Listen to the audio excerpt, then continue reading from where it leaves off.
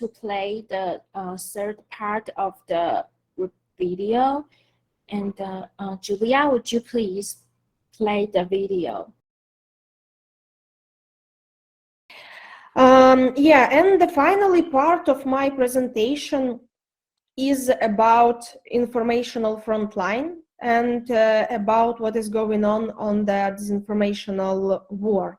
And now I can say that Russia is losing on the informational front line because pro-Russian TV channels and online media are banned in Ukraine. As I told you, unfortunately, before the war started, we had some pro-Russian online media. We have some TV channels who were able to provide audience with Russian propaganda. But since the war started, they are not allowed to broadcast in Ukraine. Also, pro-Russian political parties are also forbidden in Ukraine. They cannot now trying to save Russian interests in Ukraine.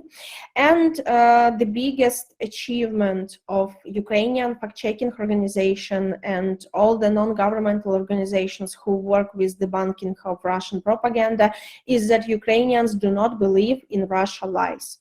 That is why now we can summarize that Russia works mostly for its internal audience and partly for international audience. People in Ukraine do not believe what Russian sources say. And finally, also, as I told you on the example of Vladimir Putin's speech, that now on the third month of war, Russia has to change its propaganda from communication about victories. Nevertheless, there is in fact no victories of Russia in this war, to searching for justification for so-called special operation.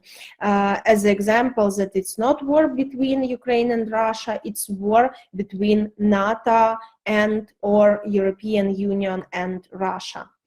And as about fact-checking during the war, it's not enough just to fact-check pieces of news and some statements of Russian authorities or to fact-check posts on social networks.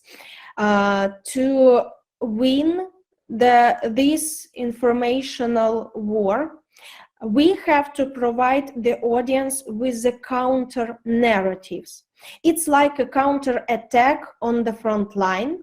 And what is a counter narrative? For instance, in this case with internally displaced people or Ukrainian refugees about these narratives. It's not enough just to say that no, Ukrainian refugees are not thankful for European assistance, or to say no, Ukrainian internally displaced people are not destroying the economy of the west of Ukraine. We can create another positive image to make people believe not in propaganda, but believe in facts. So, for instance, we can create the counter-narrative that internally displaced people on the west of Ukraine can start new business there and not destroy the economy of these regions, but raise the economy of these regions by starting new business and paying taxes and provide people with new services.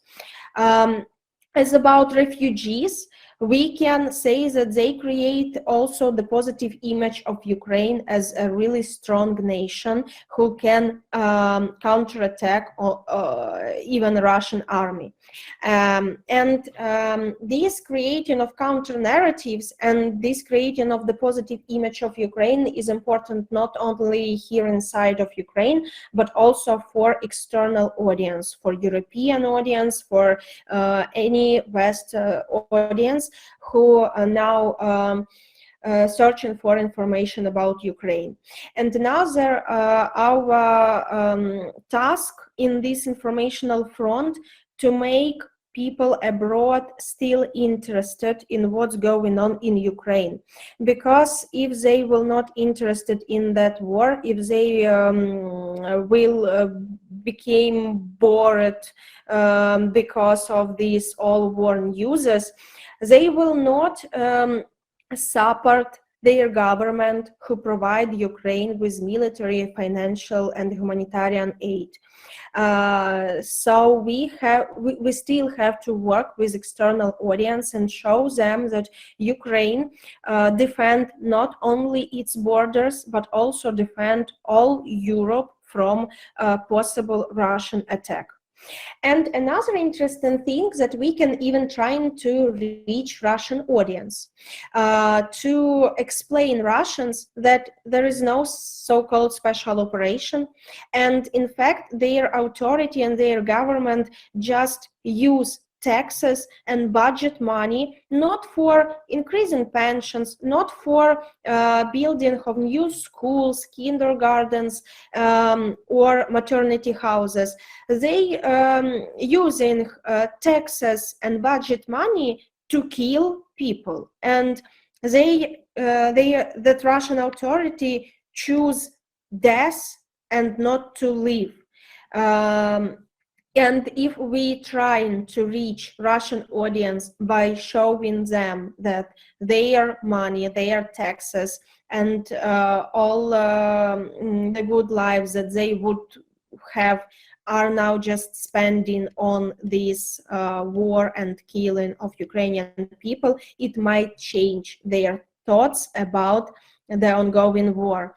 And after that, we hope that Russians will try to change something in their country, and they will try to just use some democracy mechanisms, if there are some in Russia, and to ask their authority to stop that war. And finally, we can use weapon of the enemy against our enemy. It's also an interesting thing, and I thought about it even before the war started. You know, as fact-checkers, we have to provide our audience only with facts, with numbers, with approved sources of information. And we always taught our audience that you mustn't be ruled by emotions and feelings, and to make a best decision you have to be ruled by facts. But now in this war, it's really efficient to use weapon of Russian propaganda against Russian propaganda. It's using call to actions to ask people to share something, to do something to ban Russian sources, to leave some negative comments under Russian articles and so on, just to make people motivated and give them also a weapon in this informational war. Our weapon is call to emotions, and it's best works for external audience when we can show them, for instance, how much big the losses of Ukrainian economy and how much destroyed is Ukraine now, with comparative statistic from, for instance, European cities. And once again, it makes European government to European, United States, any other government to give Ukraine weapon and other assistance quickly. And finally, we can show our audience the real dangers that came from Ukraine. Sometimes Russia shows us its plans in their Telegram channels. Just a few days ago, Russia said that like Ukrainian armed forces are going to attack with missiles the west of Ukraine. But if you read something from Russian sources, you must read it verses. It means that not Ukrainian armed forces, but Russian armed forces are going to attack the west of Ukraine with missiles. So when we show people these dangers, as I told you previously, we can save someone's life. We can make people make a right decision and to evacuate somewhere. We can make people go to the shelter when they hear air alarms. This air alarms is just another topic to explain. If a city is going to be attacked with missiles, we hear air alarms. It's a horrible sound, unfortunately, but it announces that people have to go to shelters and wait until the air alarms stop. Saying people again and again about the possible threats and dangers that are coming from Russia, we making them do not ignore these air alarms and really go to the shelter in case of possible missile attack. And the last is about the efforts of VoxCheck, of collaboration during this war.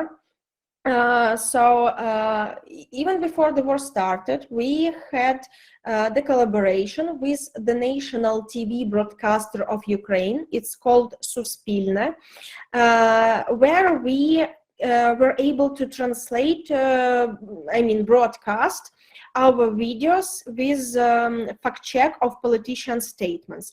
But as I said you on the previous slides, it's not the time for fact check of what politicians say. That is why now we are still collaborating with national TV broadcaster, but now we can broadcast our videos with debunking of fakes made by Russian propaganda. We're trying to summarize the main disinformation cases per day in narratives, like the biggest daily narratives of Russian propaganda, and then debunk them, making videos, and can broadcast them on the national TV channels. We also carry on our collaboration with International Fact-Checking Network. As you know, IFCN made the database Ukraine Facts with debunking of most common fakes about the ongoing war, and we also add there our debunking. Sure, we carry on our partnership with Meta in third-party fact-checking program, and now we are allowed to fact-check not only posts from Ukrainian Facebook and Instagram segments, but also Russian and Belarus segments of social networks. Why? Because Russia and Belarus are the biggest sources of fakes right now. There are not many fakes in Ukrainian segment of social networks, and the biggest part of them came from Russia.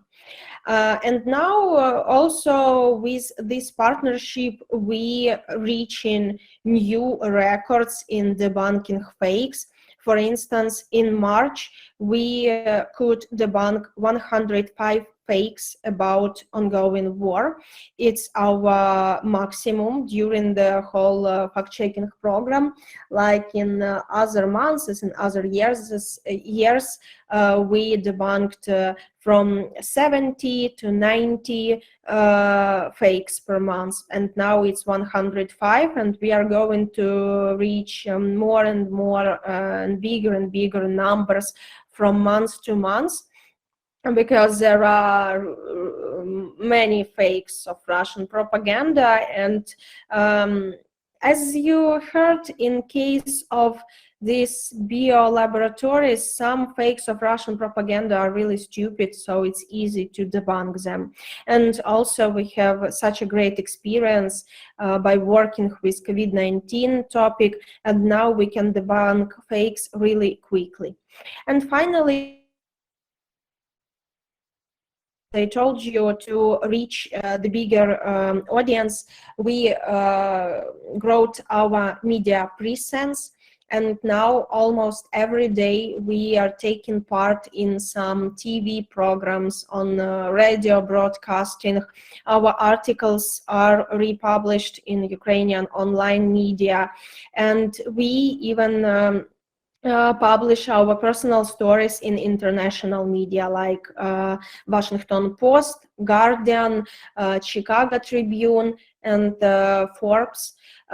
In this media you can find some personal stories of VoxCheck team and about how we fight Russian propaganda and how we can work even in these hard times. So these growing media presence help us reach more audience than before the war started, and help us to grow people's, Ukrainians' media literacy even in these hard times. So that's all. Thank you all for your attention. And here you can see my contacts. You can contact me via Signal or by email. Thank you and take care of yourself. The next audience is Yoru.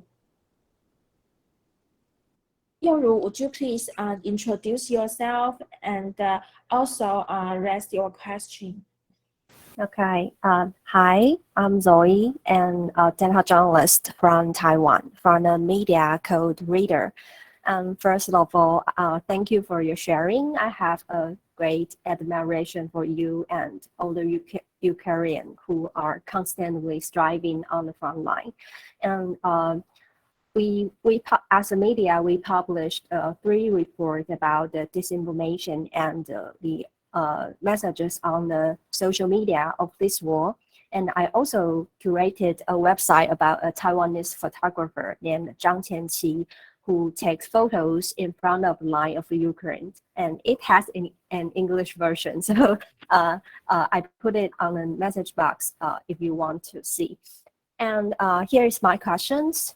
This time, we found a lot of anti-war disinformation, such as photos of unrelated events, like soldiers saying goodbye to their families, people kneeling down in the snow to pray, and some children crying, or other rather emotional pictures to convey the horror of the war.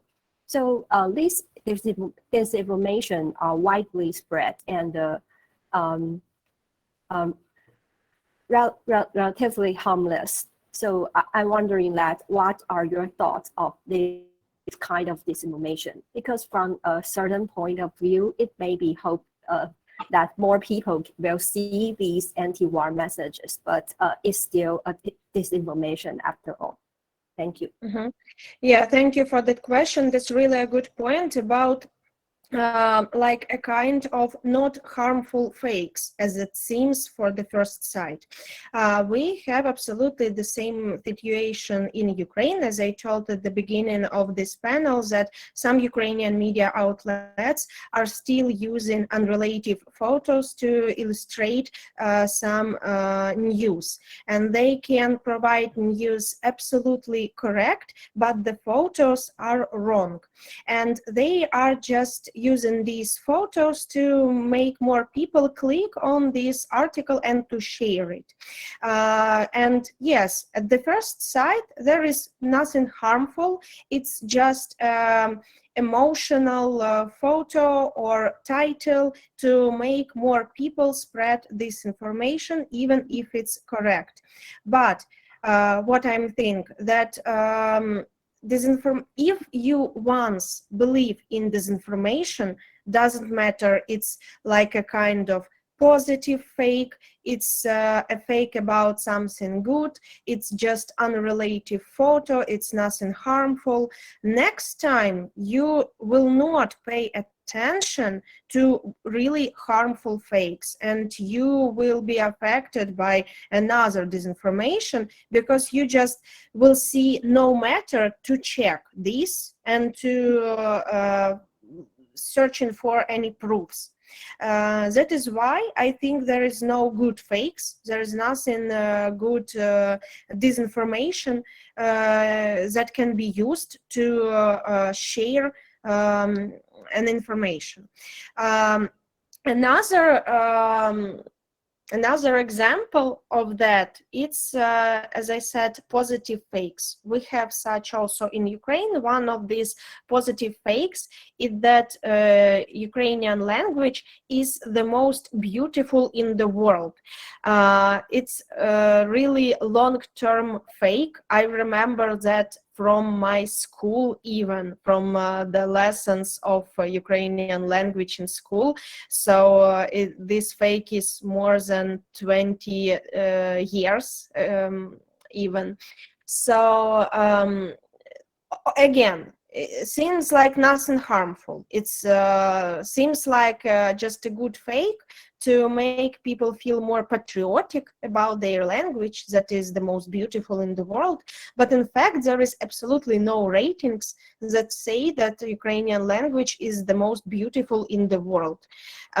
So again, once people believe that Ukrainian language is the most beautiful in the world, next time people believe in more harmful fake, because they just make their critical thinking lower, and they are just lazy to check information just because they like it.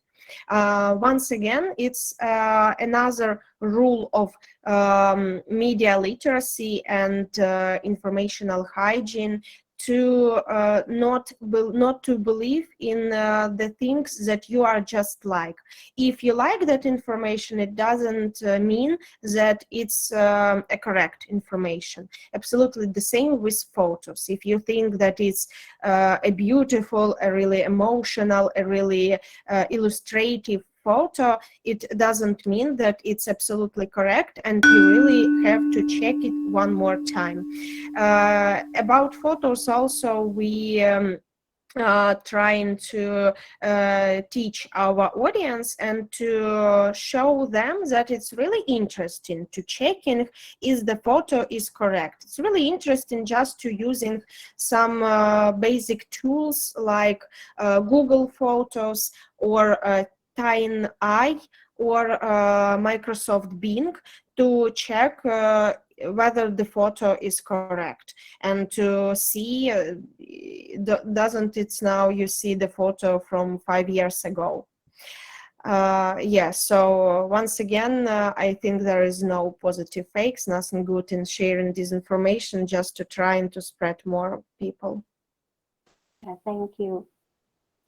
I think today we got very valuable and very precious information and experience from Svitlana, and we really feel very sorry about what happened in Ukraine.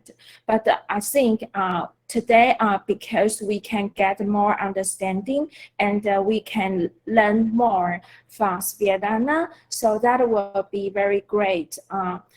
We can keep in touch and we can stand with Ukraine in the future. And that for today is the 100 days when the war happened. So we totally understand the war is still going on. So just let us keep in touch and see what we can do. And I think no matter in Taiwan or in Ukraine, we are on the same page, and we are stand for the same idea and the same value. Thank you for Svitlana. And Svitlana, would you like to say goodbye or to our audience? Yeah, thank you a lot for your attention, and thank you a lot for your support. Ukrainians do really appreciate that. And the support from international community also helps us to stay positive in this situation and to believe in our victory. So thank you a lot once again.